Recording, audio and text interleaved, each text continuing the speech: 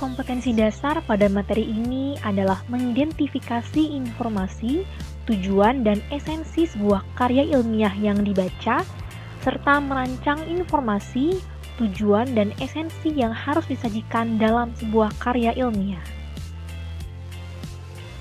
Apa itu karya ilmiah? Karya tulis ilmiah adalah tulisan atau laporan tertulis yang memaparkan hasil penelitian atau kajian suatu masalah yang disusun menurut kaidah-kaidah ilmiah. Karya tulis ilmiah adalah hasil pemikiran ilmiah pada suatu disiplin ilmu tertentu yang disusun secara sistematis, logis, ilmiah, dan dapat dipertanggungjawabkan. Selanjutnya, informasi yang terdapat dalam karya ilmiah merupakan fakta yang dapat dibuktikan kebenarannya. Informasi tersebut dapat digunakan sebagai bahan rujukan dalam bidang keilmuan. Informasi juga harus diolah dengan cermat oleh penulis agar dapat ditemukan pemecahan masalah atau jalan keluar yang dicarinya. Kemudian, tujuan karya ilmiah ialah mengungkapkan hasil pemikiran ilmiah tentang suatu disiplin ilmu oleh seseorang dengan cara yang sistematis dan metodologis. Kemudian, berikut ini merupakan tujuan ditulisnya sebuah karya ilmiah. Yang pertama ialah sebagai syarat menyelesaikan tahapan pendidikan, misalnya skripsi sebagai syarat memperoleh gelar sarjana.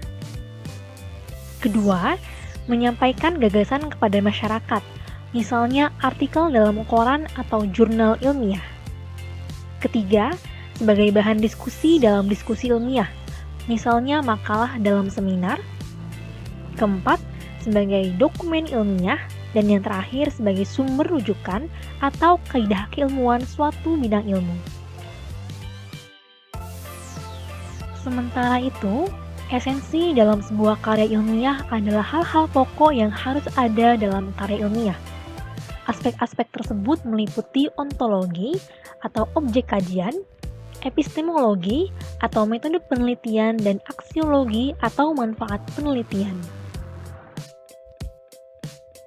Kemudian, contoh objek penelitian, misalnya melakukan penelitian terhadap wortel untuk kesehatan mata, dan selanjutnya ialah metode penelitian. Misalnya menggunakan metode eksperimen dan studi pustaka atau menggunakan metode kuantitatif atau kualitatif. Metode kuantitatif merupakan metode yang menitik beratkan pada hasil pengolahan data berupa perhitungan matematis atau hasil survei yang digambarkan dalam diagram atau tabel. Sementara metode kualitatif menitik beratkan pada hasil observasi atau pengamatan langsung pada objek penelitian untuk selanjutnya dijadikan data hasil penelitian. Kemudian, manfaat penelitian, misalnya untuk memberi pengetahuan kepada pembaca tentang manfaat wortel untuk kesehatan mata, melatih penulis membuat karya ilmiah dan memberikan pengetahuan bagi pembaca. Berikut ini merupakan jenis-jenis karya ilmiah. Pertama, makalah.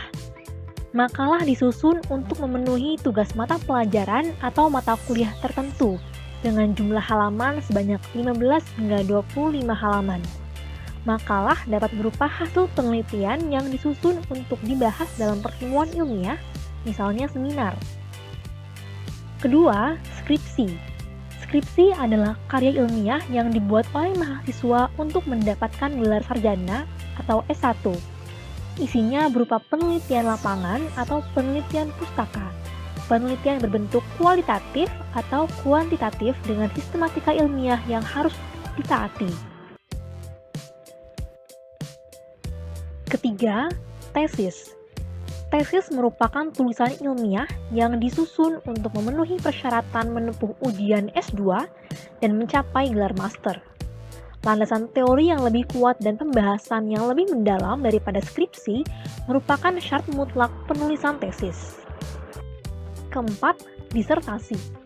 Disertasi merupakan tulisan ilmiah yang disusun untuk mencapai derajat akademis doktor atau S3.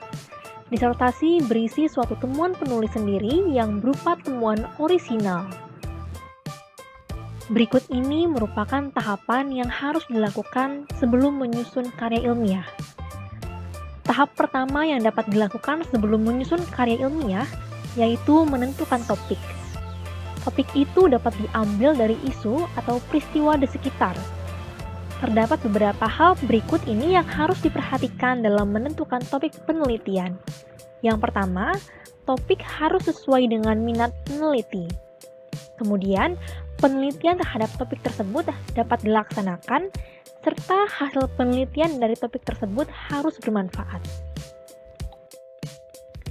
Setelah menentukan topik penelitian, selanjutnya ialah membuat kerangka tulisan. Kerangka itu berfungsi membantu penulis dalam menyusun materi yang akan dicantumkan dalam karya ilmiah tersebut. Kemudian, penulis harus mengumpulkan bahan. Bahan-bahan tersebut dapat dicari dari buku, jurnal ilmiah, surat kabar, majalah, internet, atau hasil penelitian orang lain. Data juga dapat diperoleh menggunakan teknik wawancara, observasi atau pengamatan, angket, atau teknik pengumpulan data lain. Jika topik, kerangka tulisan, dan bahan-bahan sudah disiapkan, terakhir penulis mengembangkan bahan-bahan tersebut menjadi karya ilmiah yang utuh. Sekian pembahasan pada materi informasi, tujuan, dan juga esensi dalam sebuah karya ilmiah. Semoga apa yang telah disampaikan dapat kalian pahami dengan baik. Apabila ada yang ingin ditanyakan, silakan disampaikan. Terima kasih untuk perhatiannya, tetap sehat dan juga semangat untuk belajar, dan sampai jumpa pada video-video pembelajaran selanjutnya.